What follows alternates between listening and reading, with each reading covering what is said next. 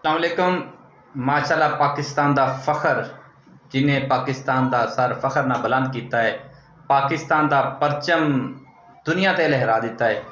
ओदा नाम है अरशद नदीम साहब जिन्हें गोल्ड मैडल हासिल किया।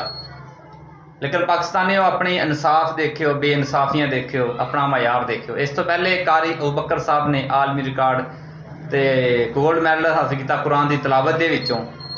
उन्होंने गौरमेंट ने की इनाम दिता, लोगों ने की इनाम दिता, सब के सामने है। तो सानू इसकी भी खुशी है, अरशद नदीम साहब की भी। इन्होंने जो इनाम मिल रहे हैं असी इतने बड़े मुतमन हाँ, बड़ी खुशी होती देख देख के, दिल राजी हो रहा है, रूह राजी हो रही है। लेकिन कितने दुख भी होंदा है, लोगों के शिकवा है, उन्होंने शिकवा नहीं, लोगों के शिकवा है कि वो वास्ते मयार की सी।